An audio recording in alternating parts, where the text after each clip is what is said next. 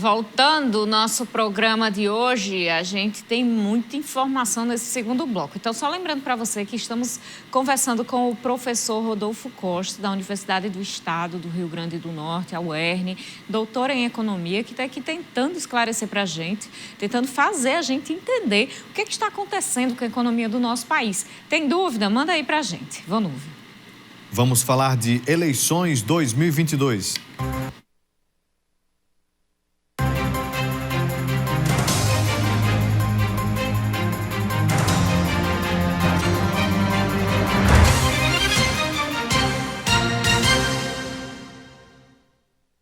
Confirmando a aliança prometida em carta, Walter Alves do MDB e Ezequiel Ferreira do PSDB iniciam andanças eleitorais juntos pelo Rio Grande do Norte. Os pré-candidatos a vice-governador e a deputado estadual, respectivamente, participaram de agenda institucional administrativa ao lado do prefeito do município de Apodi, Alan Silveira, do MDB, além de outras autoridades. O deputado federal Rafael Mota, do PSB, e o ex-governador Garibaldi Filho, do MDB, participaram do evento. Eles são pré-candidatos ao Senado e à Câmara Federal. Até aí, nada muito fora do comum, mas as conversas demonstram a salada mista que está formada e que pode perdurar até as eleições nas alianças e apoios dos candidatos. O jornalista César Alves questionou Ezequiel Ferreira: o senhor vai apoiar a reeleição de Fátima? Ele respondeu, abre aspas, nós vamos conversar. Eu fiquei de conversar com a governadora, mas ainda não tive a oportunidade. O PSDB é um partido que discute democraticamente essas alianças. Temos 12 deputados e iremos escutá-los também sobre isso. Fecha aspas, respondeu Ezequiel Ferreira. No PSDB, 6 deputados apoiam Fátima Bezerra do PT e outra metade deve apoiar Fábio Dantas do Solidariedade. A mistura pode ainda ficar mais estranha. O próprio Ezequiel, presidente do partido, deverá permanecer com Fátima, com quem está desde 2018, mas há possibilidade de o partido fechar aliança com o opositor do Solidariedade, tendo como motivação somar mais tempo de TV na propaganda eleitoral gratuita. Que salada é essa, Carol? Pois é, e sobre o Senado, os apoios ao Senado também estão sendo acertados, mas tendem a confirmar a salada mista. A agenda foi acompanhada por Rafael Mota, que faz parte da base de Fátima e se coloca como opção ao Senado. Apesar disso, Walter Alves, o vice de Fátima, afirmou que vai apoiar Carlos Eduardo Alves, o candidato oficializado pelo governismo na chapa junto com a governadora. Já o prefeito Alan Silveira assinou ordem de serviço que deverá ser executada com emenda do deputado Rafael Mota, mas anunciou que o seu apoio vai para Rogério Marinho, o outro lado, ao Senado. Ezequiel Ferreira ainda não anunciou o seu nome ao Senado Federal. Apesar, viu, Carol, de Ezequiel estar sempre elogiando o ex-ministro Rogério Marinho. Enquanto o prefeito de Apodi, Alan Silveira, do MDB, recebia nomes da base de Fátima Bezerra, do PT, para a agenda administrativa, o vice-prefeito do município, Neilton Diógenes, do PL, realizou o lançamento de sua pré-candidatura a deputado estadual, ao lado de nomes da oposição. O evento aconteceu no sábado. Além da presença do deputado federal João Maia, presidente do PL, e do ex-ministro Rogério Marinho, pré-candidato a senador, o evento reuniu lideranças de todas as regiões do estado para avalizar o apoio da base bolsonarista ao pré-candidato. Em entrevista recente ao cenário político, o Neilton Diógenes não admitiu o rompimento com o prefeito Alan Silveira, mas que tem uma boa relação. Tá aí, palanque recheado, muitas participações, Rogério Marinho discursando, e a gente observa aí o quanto que o Neilton foi prestigiado no lançamento de sua candidatura, que puxa aí, Carol, a base oposicionista para as eleições deste ano, lá em Apodi. Pois é, a política de Apodi parece um pouquinho com a de Mossoró, né? O negócio é quente ali, Vonúvio. No mesmo dia, enquanto o prefeito recebia um lado, o vice-prefeito recebia outro, aí nessas costuras políticas, alianças políticas, e a gente vai acompanhando e trazendo para você. Vamos então voltar a conversar sobre economia, que que é que está acontecendo? O professor Rodolfo Costa está conversando aqui com a gente. Professor, no bloco anterior o senhor falava sobre a política do Banco Central de elevação da taxa de juros e como uma explicação a tudo isso que está acontecendo. Essa atuação do Banco Central acontece em sintonia com o Ministério da Economia? Eu acredito que eles deveriam tomar atitudes mais cabíveis ao momento, certo? Como eu citei, a opinião, não minha, mas da teoria econômica, se consultar qualquer outro economista, qualquer outro doutor em economia, que tem uma formação voltada para essa parte mais monetária, que é a que o Banco Central trabalha, ele veria que não tem muita sintonia. Enquanto, por exemplo, o governo se esforça para arrecadar e ele está arrecadando muito bem, principalmente por conta da inflação, o que o Banco Central está fazendo é encarecer o custo do país.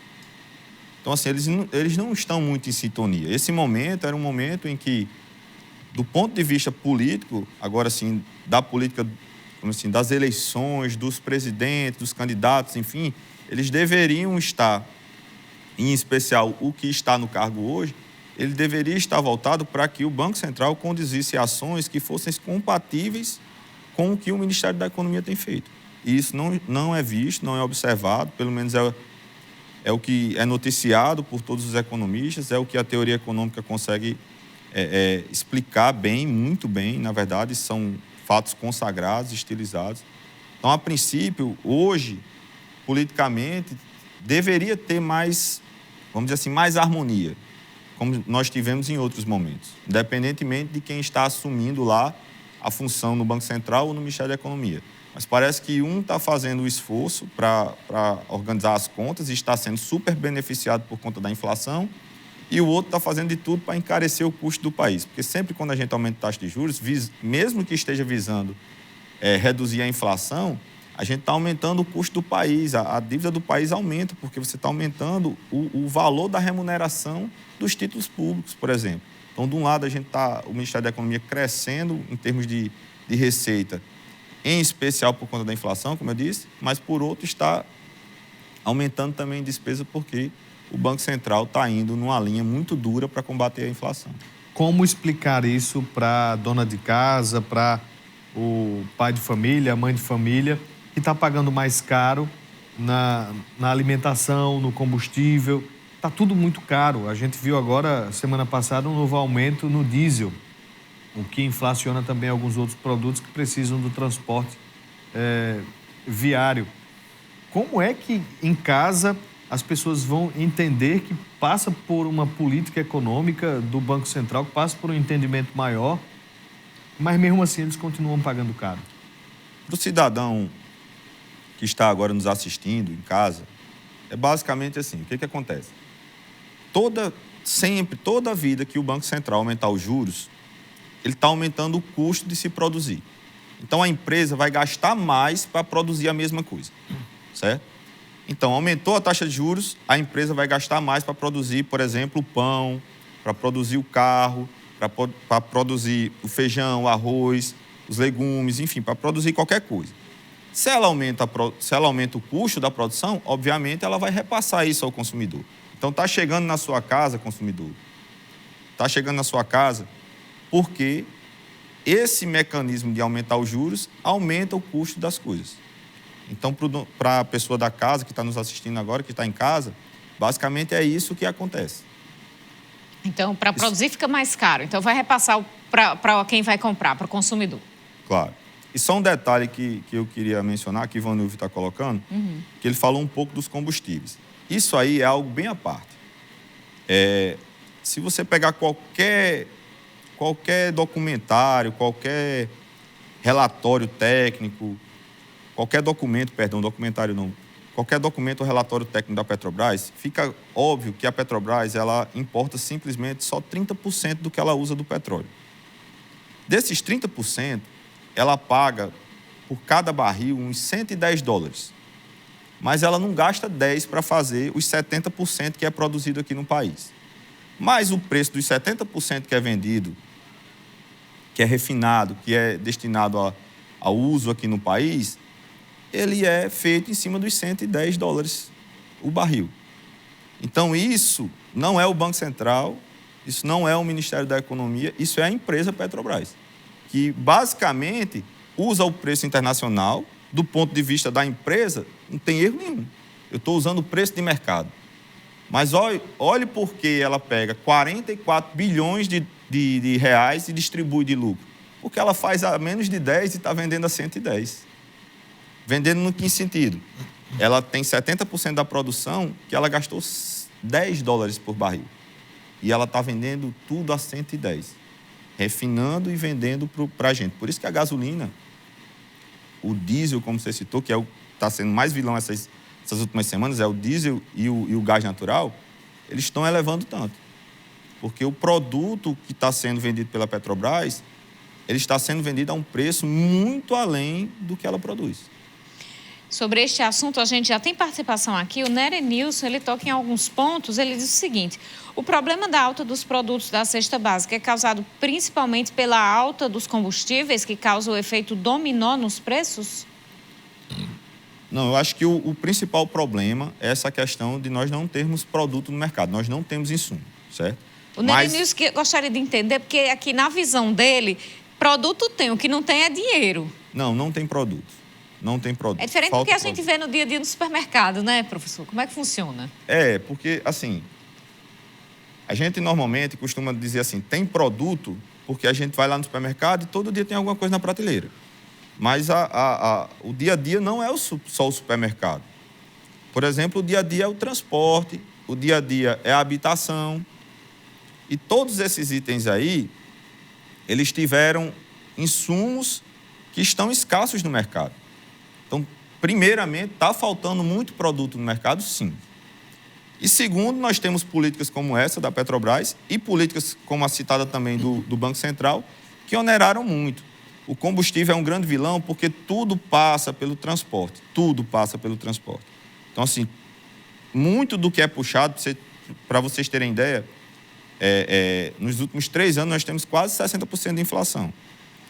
Disso aí, 30 e poucos por cento, 32, 33%, mais ou menos um pouco mais da metade é puxada pelos combustíveis, porque eles encarecem não só o próprio combustível que a gente usa no dia a dia, mas eles encarecem o transporte de todos os outros produtos.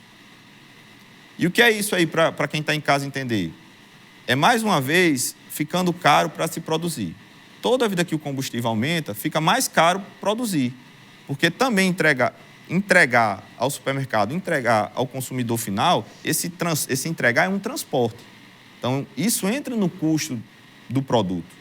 E se o combustível está aumentando, esse entregar é custo de combustível. No geral, né? Álcool, diesel, enfim, gás natural, gasolina. Então, isso também tem impulsionado. Eu penso assim, falta insumo, esse é o problema, junto à política econômica de não fazer com que essa produção se eleve. Mas isso está sendo potencializado porque a gente está tendo um custo muito alto com combustível, que é uma parte importante do custo da produção. Próximo bloco a gente continua a nossa conversa, vamos fazer um intervalo, daqui a pouquinho a gente volta.